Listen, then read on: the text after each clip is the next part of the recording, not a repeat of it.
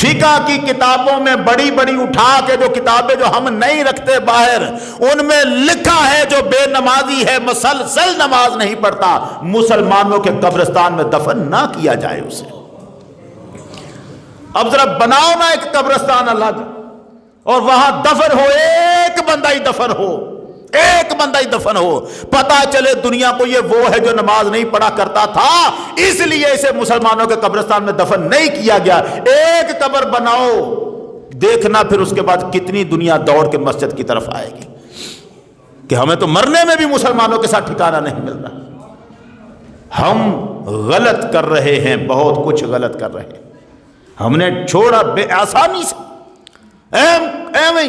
ٹھیک ہے جی پڑھ لیں گے، پڑھی گئی پڑھ لیں گے، نو کوئی بات، کئی دن ہو گئے ہیں، چھوٹ گئی نمازیں، کوئی بات، خیر سب دیکھی جائے گی۔ یہ جو دیکھی جائے گی، جس نے نماز کو معمولی سمجھ کے چھوڑا، ایک ہے چھوڑ دیا، چلو سستی ہو گئی، کاہلی ہو گئی، کاروبار میں مصروف تھا چھوڑ دیا، ایک ہے اس میں کیا ہے یار، ٹھیک ہے یار، پڑھنے والے پڑھتے ہیں، نمازی ہم ایسے ٹھیک۔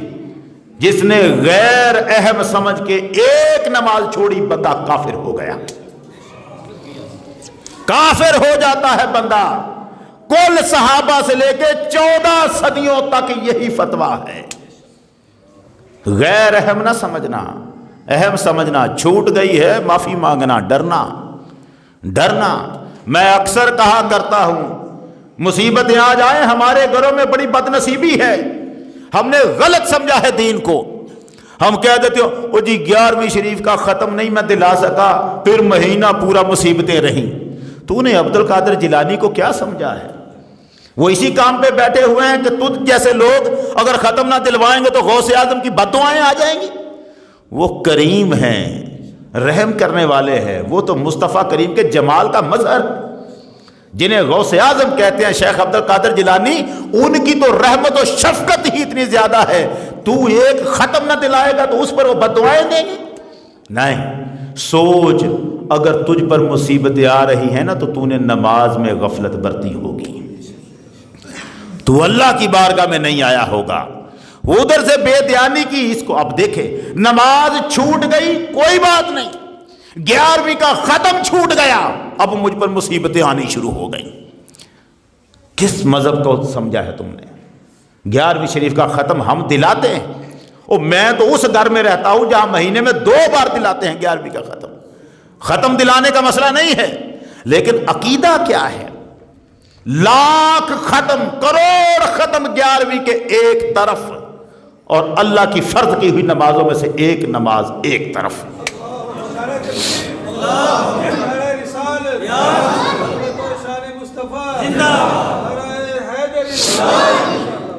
آستانے بنائے ہوئے ہیں، مسجدیں بھی ہیں، نماز نہیں پڑھنی، ختم 11ویں شریف، 11ویں شریف کے ختم، فلانے بزرگ کا احسال ثواب، کرو احسال ثواب، 11ویں شریف دلاؤ، مگر یہ کیا کہ وہی بنی ہوئی مسجد میں تم کبھی آئے ہی نہیں، اپنے ہی آستانے پہ سارا دن بیٹھے رہو اور نماز نہ پڑھو، اور پھر تمہیں ولی بھی مانا جائے۔ کوئی ولایت نہیں ہے سرے سے، کوئی ڈرنے کی ضرورت نہیں ہے اس معاملے میں، کوئی ادب نہیں۔ میں تو یہ کہتا ہوں جو بے نمازی کا ادب کرتا ہے وہ بھی سزا کا حقدار ہوتا ہے، کوئی ادب نہیں اس بندے کا جو اللہ کی بارگاہ میں جھکتا نہیں۔